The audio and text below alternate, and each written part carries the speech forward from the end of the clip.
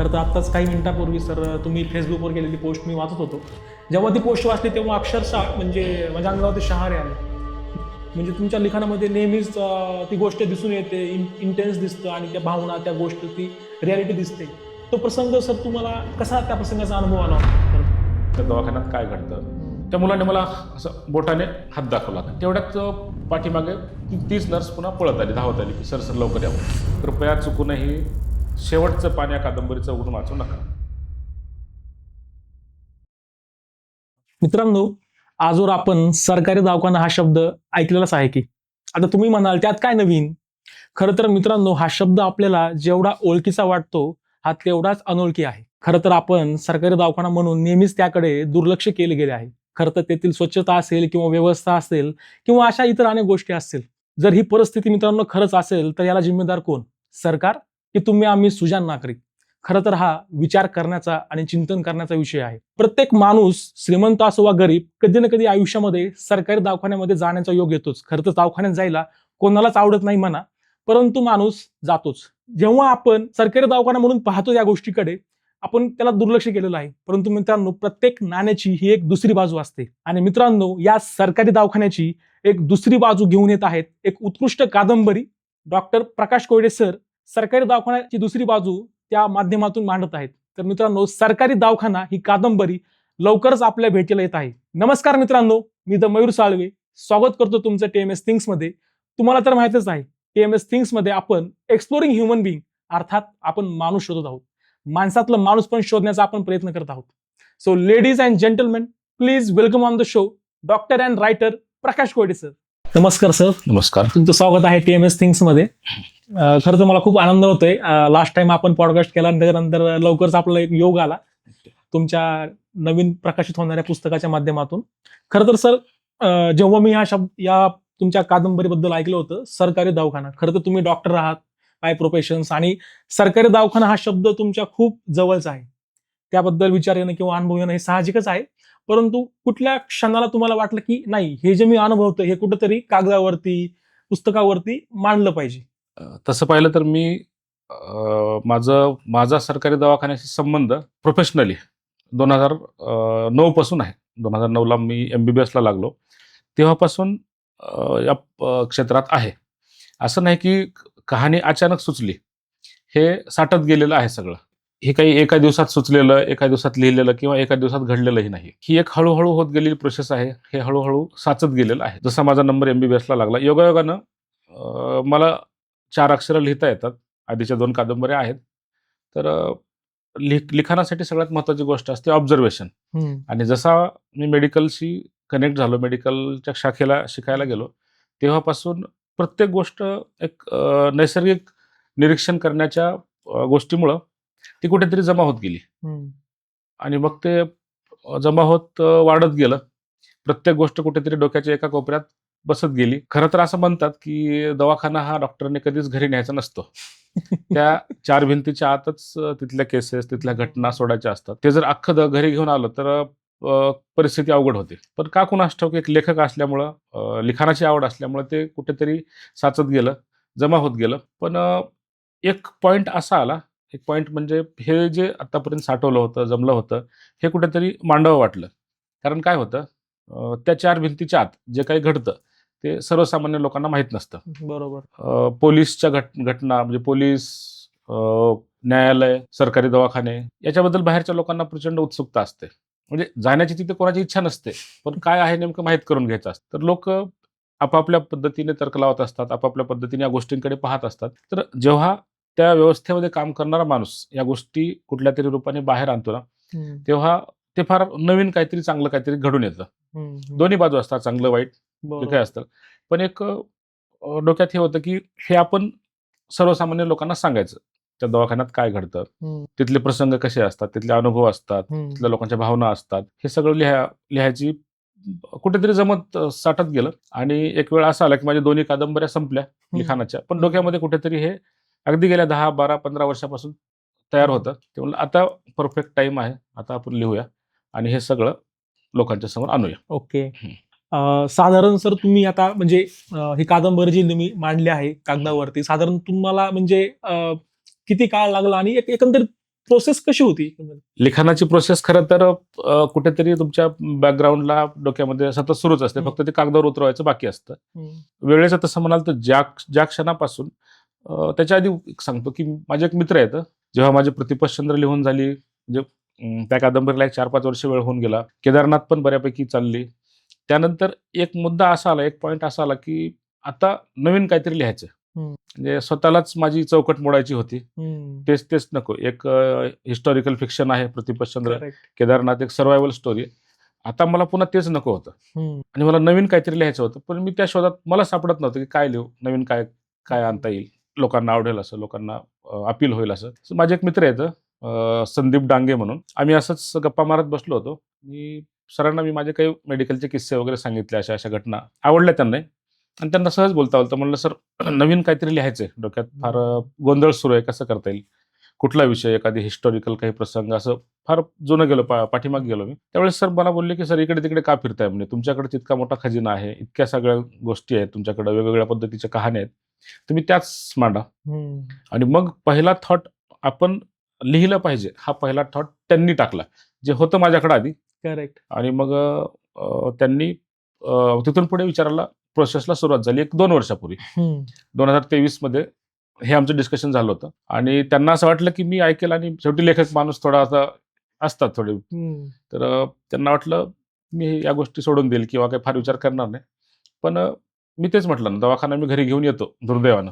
त्यांचं बोललेलं मी घरी घेऊन आलो. बरोबर. आणि मग एक 7-8 दिवस त्याच्यावर विचार करण्यात गेला आणि बघता बघता डोक्यामध्ये कुठेतरी त्या प्रश्नांची उत्तरं शोधायला सुरुवात केली. आणि हळूहळू समजलं की आपल्याकडे काय आहे.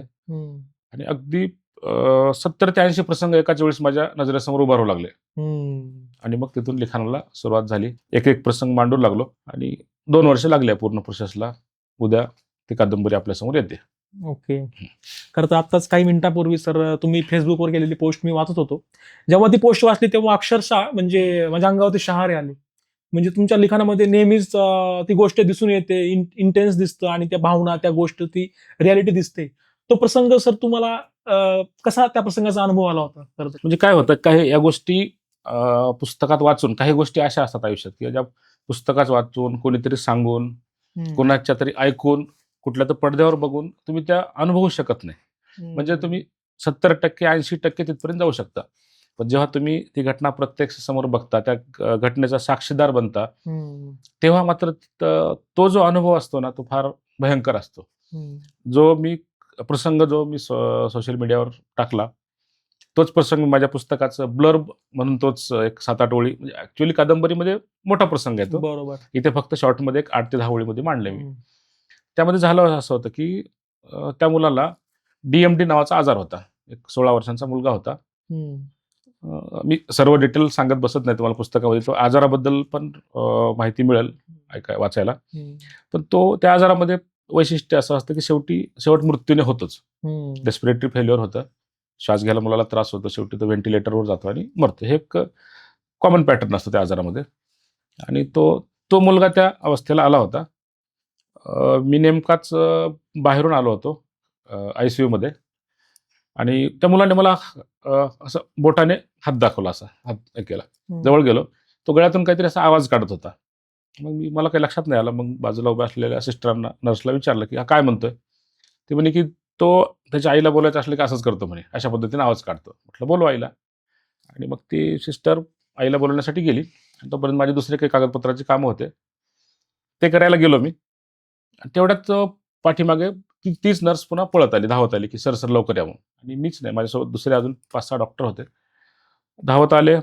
त्या मुलाला अगदीच ब्रेथलेसनेस सुरू झाला होता. तेवढ्यात त्याचे आई वडील पण आले होते आणि तो एकदम, त्याचा श्वास वाढला, असं वाटत होतं की व्हेंटिलेटरवरचे आकडे बदलू लागले एकदम. आमच्या लक्षात आलं की आता ही शेवटची वेळ आहे. लगेच ताबडतोब आमचे एक सहकारी डॉक्टर, लेडीज डॉक्टर आहेत, त्यांनी त्याला CPR द्यायला सुरुवात केली. जसं त्याला CPR देण्यासाठी जे हे ठेवलं, छातीवर हात ठेवले, तसं त्याचे वडील म्हणाले त्या मुलाचे, सर काय करताय तुम्ही, मॅडम काय करताय तुम्ही. म्हटले की तुम्ही थोडं 2 मिनिटं बाहेर थांबा, मुलाला श्वास घ्यायला अत्यंत त्रास होतोय आणि CPR द्यायचं. तर ते वडील म्हणाले की नाही डॉक्टर, थांबा म्हणे, आता आमचा मुलगा गेली जसं कळतंय तसं गेल्या 6 वर्षापासून, जेव्हापासून त्याला डायग्नोज झालं होतं त्याला, 6 वर्षापासून आमचा मुलगा कधीच शांतपणे झोपलेला नाही म्हणे. आज त्याला झोप येते, झोपू द्या. फार थकलाय तो. आज त्याला तुम्ही काहीच करू नका. आम्ही समाधानी आहोत म्हणजे आमचा मुलगा आज सगळ्या अडचणीतून सुटतोय. आणि त्याने त्याच्या आईकडे पाहिलं. त्या आईच्या चेहऱ्यावर स्मित होतं. आम्ही आमच्या सगळ्यांचे चेहरे असे बदललेले आणि ते दोघेच तिथे समाधानी होते, आई-वडील. त्याच्या आतून काय सुरू होतं ते त्यांनाच माहिती आहे. ते आपल्याला, मी ते पुस्तकात वर्णन नाही करू शकत. ते जे प्रत्यक्ष पाहिलं तेच पाहिलं. बरोबर. आणि मग वडील स्वतः म्हणले, की "नाही सर, याचं व्हेंटिलेटर बंद करा, आता त्याला जाऊ द्या शांतपणे." आणि असं म्हणून वरून वडील म्हणले, "तुमच्या कागदपत्राची जी काही प्रोसेस असेल ते तुम्ही करून घ्या." आणि ते आई-वडील माघारी वळले. माघारी वळल्यानंतर जस्ट आयसीयूच्या दरवाजातून बाहेर पडले. त्यांनी काहीतरी ठरवलं असेल, की हां, आणि त्याच्या आधी एक झालं, की मग असं म्हणून त्या आईनं त्या मुलाच्या कपाळावर ओठ टेकवले त्याचे. एक शेवटचं चुंबन घेण्यासाठी.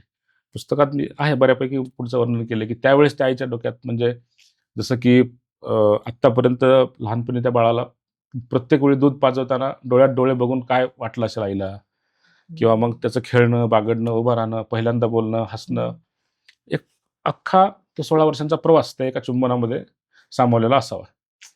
आणि त्यानंतर ते दोघे आई-वडील बाहेर पडले. जसे आयसीयूमधून बाहेर पडले, तसं त्या दरवाजामध्ये असतानाच एक तरुण पुढून आला आणि त्यांच्या समोर हात पुढे करत म्हणाला, की "मला मुलगा झाला, पेढे घ्या." आणि त्यानंतर जो आई-वडिलांनी गळ्याला पडून जो हंबरडा फोडला ना, तो फार भयंकर होता. म्हणजे तिथे आम्ही जो उभे होतो, आमची हिंमत नव्हती ते ऐकण्याची. तर आहे म्हणजे काय बघा तुम्ही, आनंद चित्रपट पाहिला? हं. आनंद चित्रपटामध्ये झोपडपट्टीतील एक दृश्य आहे, ज्याच्यामध्ये अमिताभ बच्चन एका झोपडपट्टीत जातो. तिथे एका मुलाला उपचार करण्याचा प्रयत्न करतो. ते बाळ गेलेलं असतं. तो बाळ बाहेर, त्या लहान बाळाचा मृत्यू होतो आणि तो बाहेर येतो. तेवढ्यात त्याला एक लेडीज असंच सेम मिठाई देऊन म्हणते, की "मला मुझको लडका हुआ" काहीतरी आहे वाक्य ते. हं. म्हणजे हा निसर्गाचा एक नियम आहे, की हं. एखादा कुठेतरी मृत्यू होतो, कुठेतरी नवीन सुरुवात असते. हं. हे फिलॉसॉफिकली सांगण्यासारखं आहे हे. पण ते आई-वडिलांनी जे अनुभवलं, ते कुठल्याच फिलॉसॉफीत नाही म्हणणार. बरोबर. नाही, खरंच म्हणजे खूप भावनिक आणि संवेदनशील विषय आहे सर खरं तर. आणि वस्तुस्थिती आणि परिस्थिती आहे सर, म्हणजे आपण ह्याला नाकारू शकत नाही. हं. खरं तसं जेव्हा एखादं डॉक्टर म्हणून तुम्ही स्वतः ऑपरेशन करता, क्रिटिकल केस असते, सिच्युएशन असते आणि तेव्हा आपण कंट्रोल करू शकत नाही.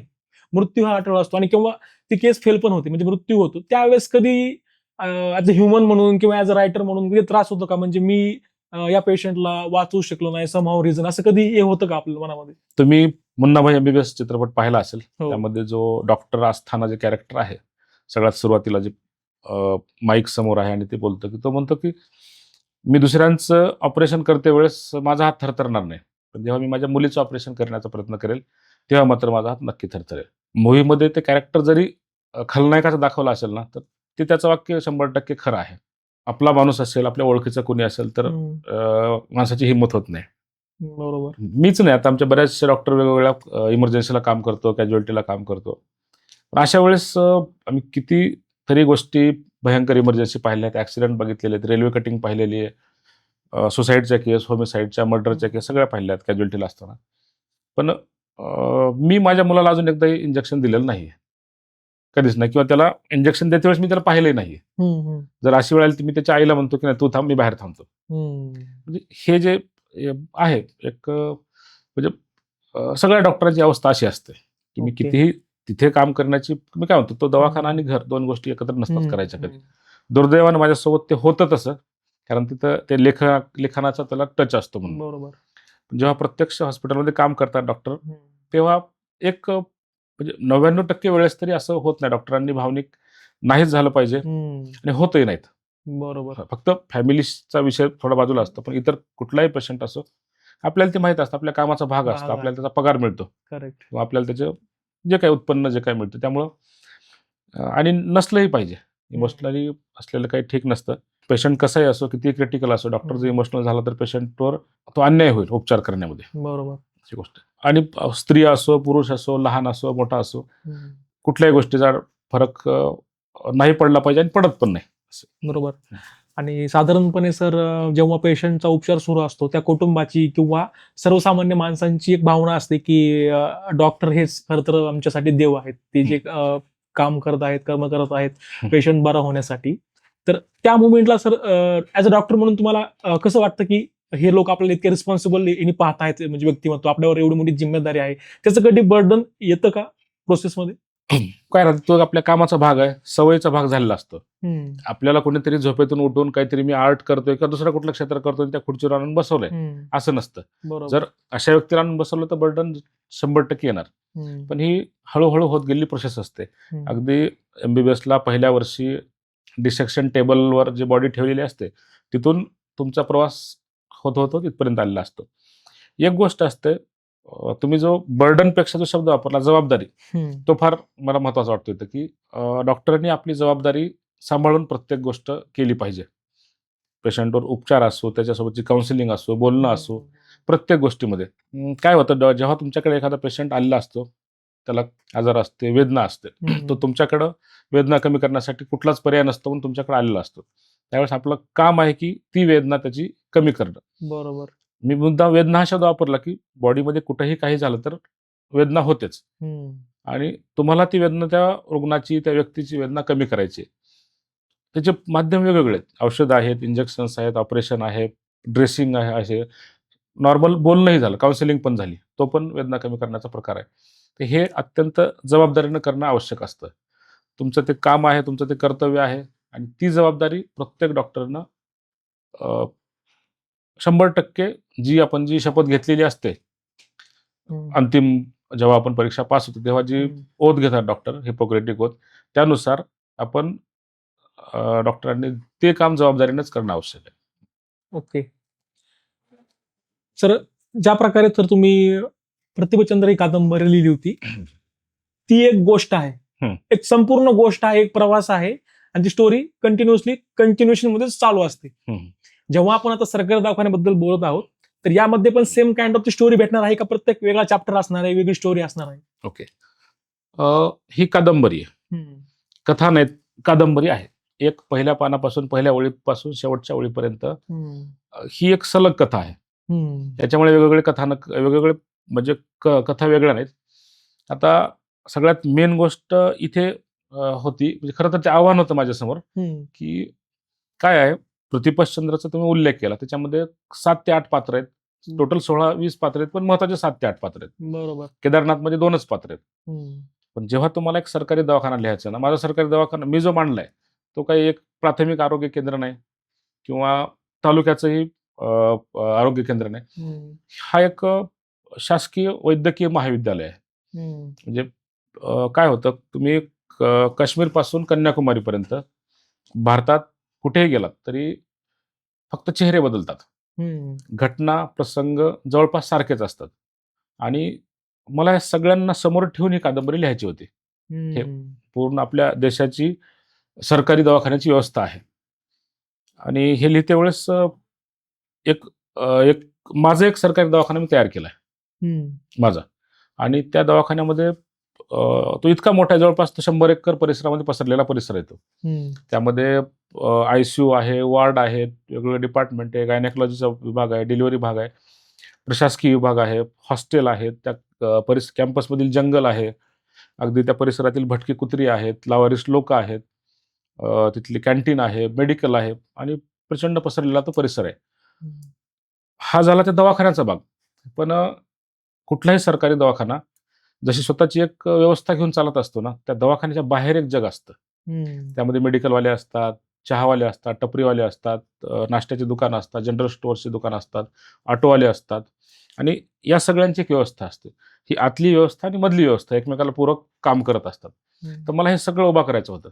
हे 3-4 पात्रामध्ये शक्य नव्हतं. तर ही कादंबरी लिहिते वेळेचं सगळ्यात मोठं आव्हान होतं की हे पात्र उभा करणं. आणि काय होतं की तिथलं येणारं पात्र हे परमनंट तिथं राहणार नाही. बरोबर. तुमच्याकडे एक पेशंट येतोय, त्याच्यावर उपचार होते, त्यासोबत काहीतरी घडतं आणि तो निघून जातो. असा एक प्रवास आहे, सतत कोणी ना कोणी येत राहतं, सतत कोणीतरी जात राहतं, कोणी जन्माला येत राहतं, कोणी मरत राहतं. म्हणजे हा एक सतत एक वाहती नदी आहे सरकारी दवाखाना म्हणजे. आणि इथं तुम्हाला एक 5 ते 6 लोकांना कंटिन्यू ठेवायचंय, म्हणजे जे डॉक्टर आहेत, काही कर्मचारी आहेत, काही प्रशासकीय लोक आहेत आणि ह्या 7 ते 8 लोकांना सेंटरला मध्यभागी ठेवून त्यांच्यावरती घडत जाणाऱ्या घटना आहेत. ओके. त्यामुळं फक्त कथा जर लिहित राहिलो तर त्यात काही फार असं इंटरेस्टिंग वाटलं नसतं. बरोबर. त्यामुळं एक कहाणीचा माझ्या कहाणीला नायक आहे, कहाणीला खलनायक आहे, कहाणीला हिरोईन आहे आणि मग नायकाचा कोणतरी साइड हिरो कोणतरी आहे. असे एक 8 ते 9 एक फिक्स पात्र आहेत आणि त्यानंतर सतत येणारी ही जी फिक्स पात्र त्यापेक्षा ती सतत येणारी पात्र महत्वाची आहेत. ते येत आहेत म्हणून ह्या पात्रांना महत्व आहे. की नवीन लोक येतात जातात.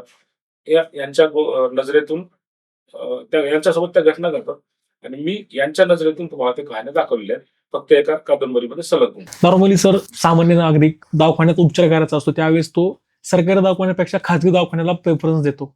मग तिथले सरकारी दवाखान्याला दुर्लक्ष केलं गेलं. पण याच्या पाठीमागचं खरं कारण काय आहे? तिथली आज जी व्यवस्था आहे किंवा अवस्था आहे काय आहे नेमकं? बघा कादंबरीच्या मी अर्पण पत्रिकेतच असं लिहिलंय की अर्पण कादंबरी कोणाला केली की इच्छा नसतानाही ज्यांना सरकारी दवाखान्याची पायरी चढावी लागते त्या व्यक्तींना हे अर्पण. ओके. काय होतं लोक सरकारी दवाखान्यात जातात कधी कधी पाहिलं का कुणाला आनंदानं समाधानानं म्हणजे आनंदाने एखादा व्यक्ती सरकारी दवाखान्यात जातो जर कागदोपत्रांचं काम असेल कुठलंही तेव्हा माणूस स्वतःहून सरकारी दवाखान्यात जातो. कागदोपत्री काम असेल जे बाहेर कुठेच होत नाही म्हणून. दुसरी गोष्ट एक समजा एखादी लेडीज तिला बाळ झालेलं आहे तर ते बाळ बघण्यासाठी लोक आनंदाने तो एक तेवढाच एक आनंदाचा प्रसंग असतो की घरामध्ये मूल झालं पाहण्यासाठी जातात.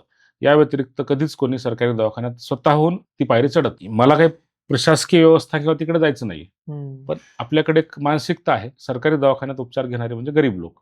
म्हणजे गेल्या कितीतरी वर्षात ही गोष्ट घडत आलेली असं नाही की अचानक घडलेलं आहे. सरकारी दवाखान्यात जाणं म्हणजे गरिबीचं लक्षण असतं. साधारण एखाद्याला म्हटलं की एखाद्याची डिलिव्हरी सरकारी दवाखान्यात झाली तरी त्याला ते हसतात किंवा कसं काय तुझ्याकडे 4 पैसे नव्हते का म्हणतात. का कारण कसं राहतं तिथलं वातावरण आहे.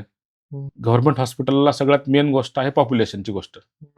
मोठे सरकारी दवाखाने प्राथमिक आरोग्य केंद्रावर वगैरे जास्त नाही पण जेव्हा मोठा सरकारी दवाखाना असतो जिथे 1000-1500 बेडचं हॉस्पिटल आहे सिव्हिल हॉस्पिटल आहेत तिथे गर्दी प्रचंड असते. लोकसंख्या आपली तेवढी आहे. एक सरकारी दवाखाना असतो आणि अख्ख्या जिल्ह्याचं पॉप्युलेशन त्याच्यावर अवलंबून असतं. गर्दी प्रचंड असते. गर्दी आहे गर्दीसोबतच तिथे एक वास असतो. साधारणपणे तुम्ही सरकारी दवाखान्यात टिपिकल एक वास असतोच. आमच्या तो नाकात बसलेला आम्हाला तो जाणवत पण नाही पण नवीन माणसाला तो बसतो आणि मग तिथे एक वास असतो. तिथल्या भिंती जुनाट असतात. त्या भिंतीवरचे पापुद्रे निघालेले असतात. प्रायव्हेट हॉस्पिटल सारखं असं चकाचक वगैरे नसतं. तिथले बेडशीट बरेच वर्ष जुने असतात. पण एक गोष्ट त्यातून तुम्हाला एक पॉझिटिव्ह आणखी एक गोष्ट सांगायची राहिली की सरकारी दवाखान्यात आणखी कोण जातं ज्यांना खोकल्याचं औषध घ्यायचं असतं. असं म्हणतात की सरकारी दवाखान्यातलं खोकल्याचं औषध सगळ्यात चांगलं असतं. ते एक स्वतःहून जाणारे लोक असतात तिथे जाणारे. बाकी स्वेच्छेनं जात नाहीत कारण ही कारणं ही अशी आहेत की तिथल्या भिंती तिथलं वातावरण गर्दी तिथली जी रांग लागलेली असते आणि या सगळ्या गोष्टीमुळे एक नकारार्थी गोष्ट मनात तयार झालेली आहे. तुमच्याकडे जर 4 पैसे असतील तर तुम्ही 100% प्रायव्हेटलाच जाणार. पण आत्ता मला वाटतं परिस्थिती बदलते बरं. तुम्ही नवीन ज्या इमारती बनतायत त्या चांगल्या झालेल्या आहेत. डॉक्टर शेवटी सगळे अनुभवी असतात. उपचार तुम्हाला दोन्हीकडे सारखाच मिळतो. इंजेक्शन सारखंच असतं औषधं सारखीच असतात. लोक त्या वातावरणाला थोडे कंटाळलेले थोडे घाबरलेले असतात आणि गावाकडे म्हणण्यापेक्षा सगळीकडेच ते म्हणणे की म्हणजे जेव्हा एखादा पेशंट समजा एखाद्या खाजगी हॉस्पिटलमध्ये आणि डॉक्टर म्हणतात तिथले की नाही तुम्ही आता पेशंटला मोठ्या सरकारी दवाखान्यात हलवा. त्या दवाखान्यात गेलं की पेशंट मरणार डोक्यात ही एक गोष्ट असते. तिथला पेशंट परत येत नाही असं एक डोक्यात आणि ते वर्षानुवर्ष गव्हर्नमेंट जीएमसी मेडिकल गव्हर्नमेंटला ह्या गोष्टी चालत आलेल्या आहेत. त्याच्यामुळे एक नकारार्थी भावना असते म्हणून लोकांची तिकडे जायची इच्छा होत नाही. पण थोडा वेळ लागेल थोडा टाइम लागेल. सरकारी दवाखाने ही व्यवस्था थोडी अपंग असेल थोडी अर्धवट असेल परिपूर्ण नसेल पण ती आवश्यक आहे. जर सरकारी दवाखाने नसतील तर गरीब लोक रस्त्यावर तडफडून मेले असतील. वेळ लागतो उशीर लागतो गर्दी येते तिथला वास येतो. जरी ह्या गोष्टी असतील तरी सरकारी दवाखाना हा अत्यंत आवश्यक आहे. तुम्ही आणि आरोग्य व्यवस्था जी आहे जी सरकारी दवाखान्यांनीच योग्य पद्धतीने सांभाळलेली आहे.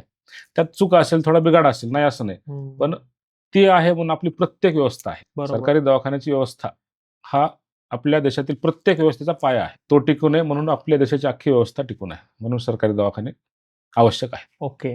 नॉर्मली सर सरकारी दवाखान्यात घडणाऱ्या घटना आणि म्हणजे नक्कीच हा म्हणजे खूप सिरियस असतात कारण की पेशंट असतो आजारी असतो तिथं कोणी असं आनंदाने किंवा असं हसत येत नाही. परंतु सर तुम्ही जेव्हा ही कथा लिहित होता तेव्हा लिहिताना काही तुम्ही म्हणजे त्याच्यामध्ये विनोद काही गुंफले आहेत का? जसं की आपण एक पंचायत नावाची सिरीज पाहिली होती. ती पण एक ग्रामीण गावामध्ये राजकीय व्यवस्था दाखवत होती. त्याच्यामध्ये खूप फनी पद्धतीने त्यांनी गुंफलं होतं आणि ती लोकप्रसिद्ध पण झाली होती. मला जाणून घ्यायचं याच्याबद्दल. जेव्हा मी ही कादंबरी लिहायला घेतली तेव्हा माझ्या काही जवळच्या काही व्यक्तींना काही आमच्या डॉक्टर लोकांना बऱ्याच जणांना सांगितलं की मी हे लिहितोय. त्यावेळेस त्यांचंही अगदी त्याच सिरीजचं नाव घेऊन बरेच लोक मला म्हणत होते की नाही तुम्ही तो ती कादंबरी विनोदी हलक्या फुलक्या पद्धतीने लिही. हम्म, त्यामध्ये जोक असले पाहिजेत, हसणं पाहिजे, हम्म. एखादं कॅरेक्टर एकदम असं फनी पाहिजे असं काही. तर मग मी याच्यावर विचार पण केला बरं का. मी फक्त माझीच बाजू नाही नेत, तो तुमचंच खरं आहे का तुमचंच खोटं असं हा, नाही बोललो. मी विचार पण केला की नाही आपल्याला अशा पद्धतीने घेता येईल का, हम्म. थोडं याला विनोदी करता येईल का. विचारला प्रश्न. कसं लेखक म्हणून मला प्रत्येक अँगलनं विचार करणं आहे. बरोबर. त्यावेळेस मला काही गोष्टी जाणवल्या की समजा अपघात विभाग आहे. मी अपघात विभागात माझ्या कहाणीचा नायक थांबलेला आहे आणि एक समजा ॲक्सिडेंटमध्ये गेलेला एक व्यक्ती आहे. त्याचे आई वडील त्याला घेऊन आलेले. म्हणजे मुलाची बॉडी समोर आहे, आई वडील बाजूला रडतात. तिथे मी कसा विनोद क्रिएट करणार, असं आहे ना. बरोबर. विनोद, हो, तिथे विनोद तयार होऊच शकत नाही ना. एखाद्याचं ऑपरेशन आहे, खिशात ₹1 नाही, त्याला कसंही करून ते ऑपरेशन करायचं नाही तर जीवाचा धोका आहे. तिथे विनोद आपण तयारच करू शकत नाही नाही. करू. सरकारी दवाखान्यात लोक येणारे कोण मरगळलेले असतात, निराश असतात, हताश असतात. जेव्हा आर्थिकदृष्ट्या समजा एखादा व्यक्ती श्रीमंत आहे, नाही असं नाही, त्याकडे पैसा आहे, काहीतरी घडलेलं आहे, एखादा आजार आहे, कॅन्सरसारखा दुर्धर आजार आहे समजा, किंवा दुसरं आणखी कुठलं असेल, एखादं मोठं ऑपरेशन झालेलं आहे, बाहेर 3-4 लाख रुपये खर्च आलेला आहे, खिशात ₹1 नाही, दागिने घाण ठेवलेले आहेत, कदाचित जमीन पण विकलेली आहे. अशा वेळेस तो माणूस त्याच्या नातेवाईकाला घेऊन दवाखान्यात आलेला आहे हम्म. आणि त्या व्यक्तीवर उपचार करायचे आहेत. तर तिथे विनोद आपण तयारच करू शकत नाही ना. तुम्ही एखाद्याला हसवलं तरी तो हसू शकत नाही. करेक्ट. दवाखान्यातल्या प्रत्येक व्यक्तीला पटकन तिथून बाहेर पडायचं असतं. बरोबर. एकतर उपचार करून घरी किंवा मग मृत्यूच्या रूपाने सुटका होऊन बाहेर. हं. तिथे कोणी थांबायला तयार नसतं. अशा वेळेस पूर्ण एक निगेटिव्ह औरा तिथं असतं सगळा. मी किती म्हटलं तरी सरकारी दवाखान्यामध्ये तुम्हाला पॉझिटिव्ह, उत्साही, असं फ्रेश बिल्डिंग फार फार तर उत्साही दिसतील. हम्म. तिथल्या लाईट्स एकदम चांगल्या दिसतील. लोकांची मनं ही तिथली अत्यंत कोमेजलेली असतात. तिथून त्यांना पटकन बाहेर पडायचं असतं. जी थकलेली मनं आहेत, निराश झालेली मनं आहेत, त्यांच्या मनात आपण त्यांच्या तोंडून विनोद क्रिएट होऊ शकत नाही.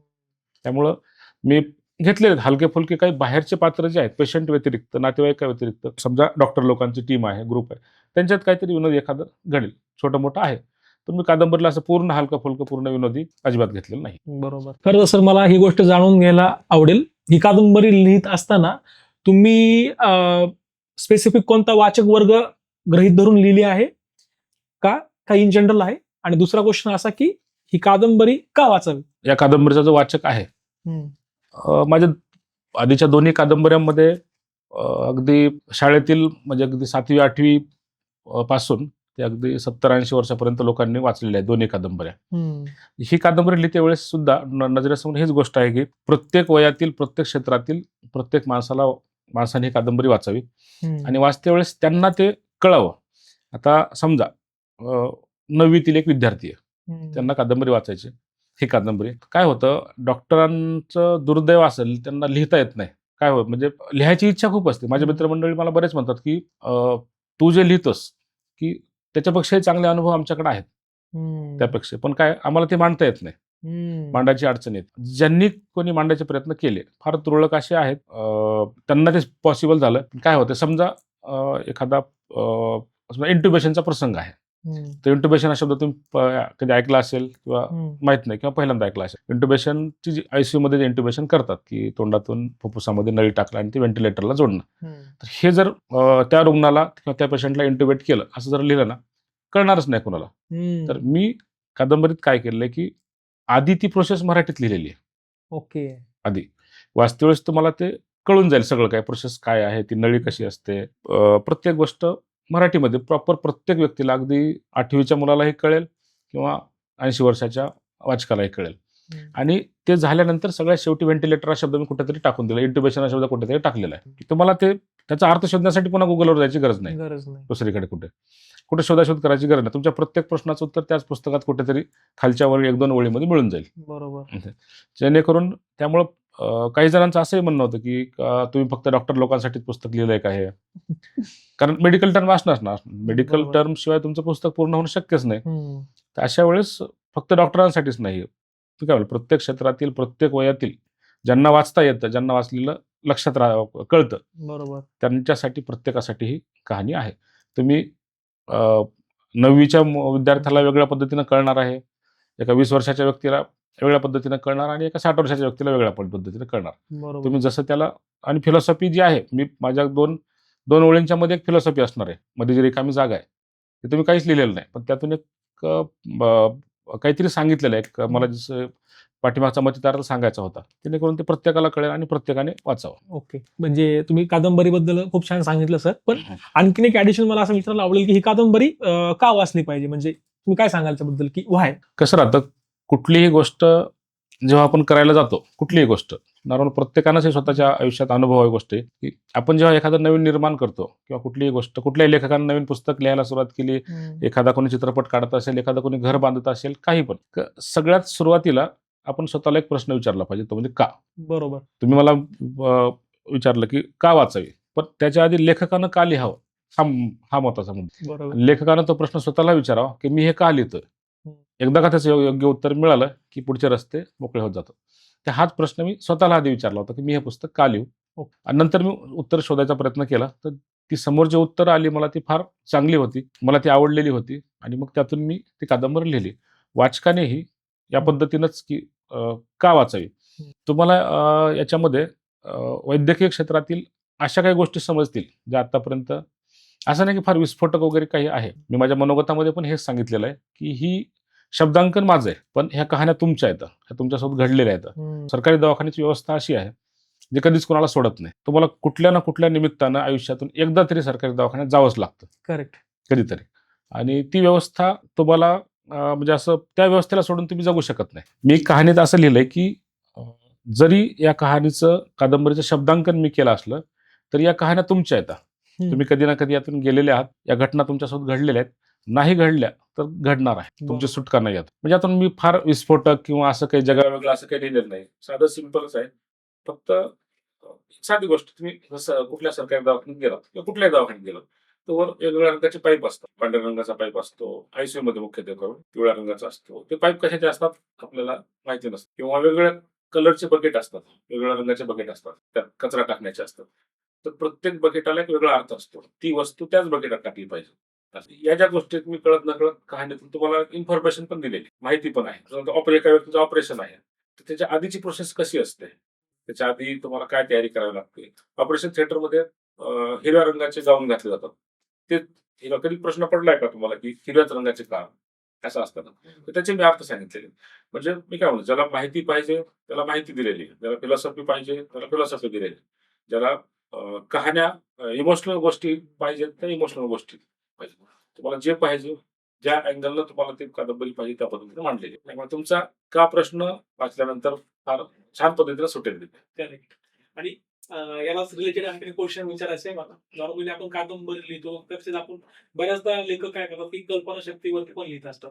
आणि स्पेशली सरकारी दवाखान्याचं मला विचारतं, तुम्ही याच्यामध्ये काही काल्पनिक गोष्टी म्हणजे लिहिल्या आहेत की स्वतः तुम्ही ज्या एक्सपिरियन्स केल्या आहेत किंवा तुमच्या जे कलिग्स असतील, फ्रेंड्स असतील, डॉक्टर, त्यांच्याकडून ऐकले असतील, असे गुंफलेले आहेत? बरोबर. ही फक्त माझ्या एकट्याची कहाणी नाही. म्हणजे मी सरकारी दवाखान्यात काम करतो, पण फक्त म्हणजे म्हणून फक्त माझ्याच कहाण्या नाही. वैद्यकीय क्षेत्रात म्हणजे मेडिकलला असताना आमचे मित्रमंडळी खूप सारे होते.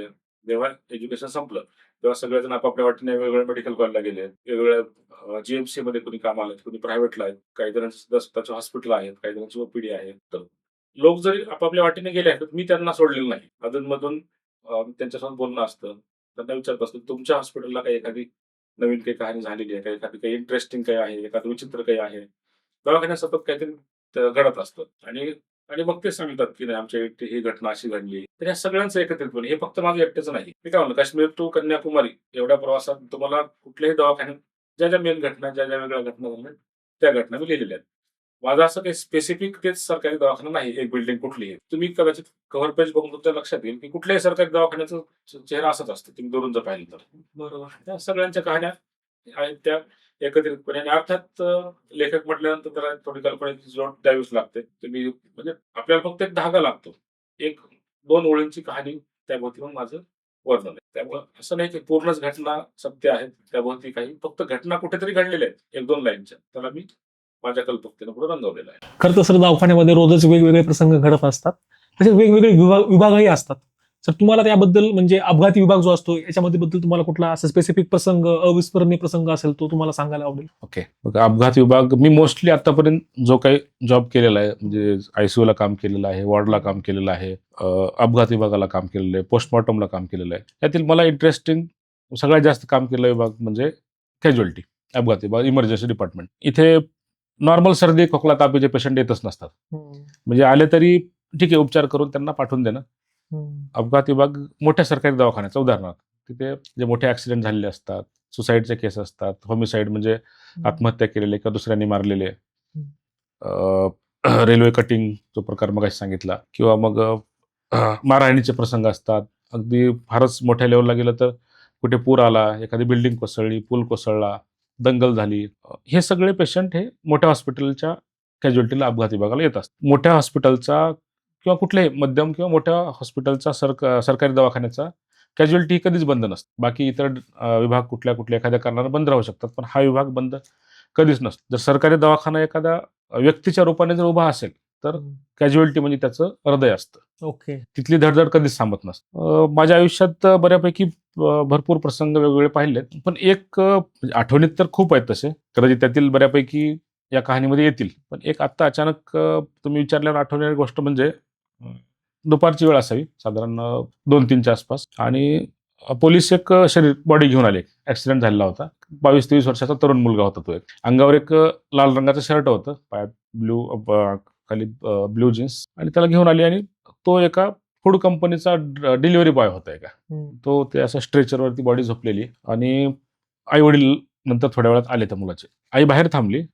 पोलिसांनी मुलाच्या वडिलाला बोलवलं मध्ये, की तुमचाच मुलगा आहे का कन्फर्म करण्यासाठी. वडील मध्ये आले. वडिलांनी ते पाहिलं, ते ऑफकोर्स त्यांचाच मुलगा होता. वडिलांनी अक्षरशः म्हणजे मोठ्याने अगदी तोंडावर मारून घ्यायला सुरुवात केली आणि मोठ्याने रडू लागले.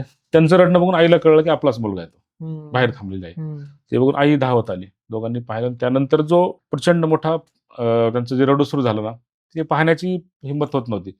पण काय असतं, शेवटी त्यांच्यासाठी ती पहिली गोष्ट आहे. आम्ही तशा रोज 4 ते 5 केसेस बघितलेल्या असतात. शेवटी त्यांना म्हटलं की तुम्ही बाहेर बसा, बाकी आम्हाला पुढची कागदपत्रांची प्रोसेस करायची आहे, तुम्ही बाहेर बसा म्हटलं. तर ती बाई खालीच बसली. ती काय उठली नाही. ती स्त्री थोडं डोळे वेळे बसले, जसं लहान लेकरू असतं, आपण ज्याला परेशान केलं सर थोड्या मोठ्या व्यक्तीनं, तर ते कसं खोटं नाटक करतं, तसे त्या लेडीने डोळे पुसले. म्हणजे मी डॉक्टर, मी आता रडत नाही, पहा म्हणे, एकदम शांत झाले. माझा मुलगा झोपलाय म्हणे, मी तुम्हाला त्रास देत नाही, काहीच परेशान करत नाही, फक्त तो उठला की सांगा म्हणे मला. तिला आता काय सांगणार. आणि मग हे सगळं सुरू असताना, आता कसं दवाखाना मोठा असतो, एक छोटीशी बाजूच्या भिंतीला लागून एक मांजर चालली होती. आणि त्या मांजरच्या तोंडामध्ये एक छोटंसं तिचं पिल्लू होतं. ती मांजर त्या पिल्लाला घेऊन चालली होती. ती लेडीज शांत बसलेली लेडीज त्या मांजरीकडे बघून अचानक तिने हंबरडा फोडला. त्या लेडीजने रडायला सुरुवात केली. ती त्या मांजरीकडे बघून बोलली की जा बाई, तू तुझ्या लेकराला कुठेतरी लपवून ठेव, मला ते शक्य झालं नाही, माझा पदर अपुरा पडला. हे अत्यंत इमोशनल असे प्रसंग असतात. म्हणजे ते वाक्य सर म्हणजे किती इंटेन्स आहे, त्या वाक्यामध्ये किती भावना आहे दडलेली. म्हणजे असं आपण विदाऊट त्या प्रसंगाला ते आपण इमॅजिनेशन करू शकत नाही ते वाक्य. म्हणजे आईची माया असेल किंवा काय नाही का त्याच्यामध्ये. हे पुस्तक जेव्हा तुमचं सर लिखाण येत होतं त्यावेळेस नक्कीच तुम्ही तुमच्या घरी पण आई वडिलांची सांगितलं असेल की या विषयावर तुम्ही पुस्तक लिहितो. आई वडिलांना काय वाटलंय? कसं, एकतर याच्या आधी 2 पुस्तकं आलेली आहेत, त्यामुळे आता घरात लिखाण म्हटलं की त्यांना माहिती आहे की हा काहीतरी सतत लिहित असतो. बरोबर. ती नाही, पण हाच विषय, सरकारी दवाखाना हाच विषय का, दुसरे, कारण आधी हिस्टॉरिकल होतं, नंतर हे. आता आईचं आई-वडिलाचं तू काम करतेस, तू तिथे कामाचा भाग आहे, नाही असं नाही, पण तिथे काम करतोय, मग त्या गोष्टींचा तुझ्या करिअरवर काही परिणाम होईल का? कारण बऱ्याच जणांना काय वाटतं, ह्या खऱ्या घटना, तर मग काय होतं, मेडिकल फील्डमध्ये काम करताना सगळ्यात महत्वाची गोष्ट असते रुग्णांची ओळख जपणं. कधीच कुठल्याही स्वरूपामध्ये पेशंटचं नाव, पेशंटचा चेहरा बाहेर येणं, ते इथिक्समध्येच नसतं ते. बरोबर. तर ती गोष्ट माझ्या घरच्यांना, खास करून आईला वाटत होती की नाही, कुणाची तरी ओळख कादंबरीतून बाहेर येईल, कुणाचा तरी चेहरा दिसेल त्या लिखाणातून. ते काही मेडिकलच्या क्षेत्राने योग्य नाही. आणि मी तेवढं सांभाळून लिहितो. सोशल मीडियावर मी जरी लिहिलं तरी कुणाची ओळख कधी मी दाखवत नाही. जरी एखादी दाखवली केस, तर त्यामध्ये त्या व्यक्तीची परमिशन घेऊनच पुढच्या गोष्टी करतो. त्यामुळे तो एक कन्सर्न होता की कोणाची ओळख ओपन होणे, आयडेंटिटी कोणाची दिसू नये. मी त्या गोष्टी सांभाळून बॅलन्स लिहिलंय. आणि दुसरी एक गोष्ट की जेव्हा तुम्ही ज्या लोकांना सांगितलं मोस्टली की मी सरकारी दवाखाना नावाची कादंबरी लिहितोय, तर पहिल्या चेहऱ्यावर असं एक स्मित येते, एक प्रकारे स्मित यासाठी किंवा काहीतरी भयंकर आहे, सगळंच निगेटिव्ह आहे, सगळंच वाईट आहे, कोणाची तरी वाभाडे काढणार आहे, कोणाचा तरी दोष दाखवणार आहे, म्हणजे असं काहीतरी म्हटलं नाही. सरकारी दवाखाना म्हटले निगेटिव्ह ऑर असते म्हटलं. तर माझं म्हणणं हे बॅलन्स पुस्तक आहे. या कहाणीमध्ये, या कादंबरीमध्ये काय चांगलं आहे, काय वाईट आहे, हे वाचकाने ठरवायचं. सर तुमचं आतापर्यंत जे पण लिखाण मी वाचलं आहे पाहिलं आहे तुमच्या लिखाणामध्ये नेहमीच सस्पेन्स थ्रिलर अनुभवायला भेटतो. तर सेम गोष्ट याच्यामध्ये काही आहे का? काय शेवटी एका गोष्टीचा हातखंडा असतो. म्हणजे काय तुम्हाला सवय लागलेली असते ती गोष्ट झाल्याशिवाय करमत नाही. तर प्रतिपद चंद्रमध्ये सस्पेन्स थ्रिलर म्हणजे अगदी 10-12 सस्पेन्स होते त्यामध्ये. केदारनाथमध्ये एकच सस्पेन्स आहे पण तो प्रचंड मोठा आहे. अर्थात ही कादंबरी पण त्याला काही हे नाही. तुम्हाला या कादंबरीमध्ये पण छान सस्पेन्स वाचायला मिळेल. मी काय म्हणतो कहाणीमध्ये नायक आहे, खलनायक आहे, हिरोईन आहे, नायकाचा साईड हिरो आहे आणि नायकाचा मार्गदर्शक आहे. हे सगळं आहे तर मग जिथं हिरो आहे म्हणजे नायक आणि खलनायक आहे तिथे अर्थात सस्पेन्स तर राहणारच. त्यामुळं या कादंबरीमध्येही तुम्हाला एक छान आवडेल असा सस्पेन्स आहे. फक्त एक अट आहे की वाचकांना मी सांगायची इच्छा आहे माझी की कृपया चुकूनही शेवटचं पान या कादंबरीचं उघडून वाचू नका. ओके. सर कहाणीमध्ये काही सस्पेन्स थ्रिलर आपल्याला पाहायला मिळेल का? तुमच्या जसं पहिल्या लिखाणामध्ये त्या गोष्टी अनुभवल्या आम्ही तसंच त्याच्यामध्ये काही आहे का? नाही आता कसं गप्पा खूप झाल्या. लोकांना वाचायला आपण काहीतरी शिल्लक ठेवू. ओके. त्यामध्येच मिळेल. ओके. आणखीन एक गोष्ट आहे सर, जसं आपण पाहतो की लिखाण करतो, कादंबरी लिहितो आणि वाचकांना पण एक प्रश्न असतो की याच्या पण पुढे काय येणार आहे का? याचा भाग वगैरे काही आहे का काही याच्याबद्दल काही? कसं आहे सरकारी दवाखाना ही व्यवस्था इतकी मोठी आहे की तुम्हाला ती आता ही जी कादंबरी लिहितोय ती 340 पानांची आहे. तर 340 पानामध्ये हा अख्खा सरकारी दवाखाना बसवणं काही शक्य नाही कोणत्याच परिस्थितीत. कादंबरीच्या शेवटी मी वाक्य लिहिलंय की मी सरकारी दवाखाना आणि मी तात्पुरती तुमची रजा घेतोय. माझी आणखी खूप कहाणी बाकी आहे. एवढ्या लवकर हे संपणार नाही. ओके. म्हणजे कादंबरीचे पुढचे मी आणखी 2 पार्ट माझ्या डोक्यात आहेत. हा पहिला पार्ट आत्ता आपण लॉन्च करतोय. नक्कीच सर, खूप छान वाटलं सर तुमच्याशी बोलून. आपण आज वेळ दिलात आमच्या एपिसोडला, आम्ही आभारी आहोत. Okay, thank you sir. थँक्यू, धन्यवाद. धन्यवाद. तर मित्रांनो, हा व्हिडिओ तुम्हाला कसा वाटला मला नक्की कळवा खाली दिलेल्या कमेंट बॉक्समध्ये. व्हिडिओला तुम्ही लाईक करा, शेअर करा आणि सबस्क्राईब करा द मयूर साळवे युट्यूब चॅनलला. आणि कमेंटमध्ये आम्हाला नक्की सांगा नेक्स्ट एपिसोड, नेक्स्ट पॉडकास्ट तुम्हाला कुठल्या सब्जेक्टवरती हवा आहे, कुठल्या गेस्टवरती हवा आहे. आम्ही तो तुमच्यापर्यंत आणण्याचा नक्कीच प्रयत्न करू. तोपर्यंत स्टे ट्यून अँड थँक्यू.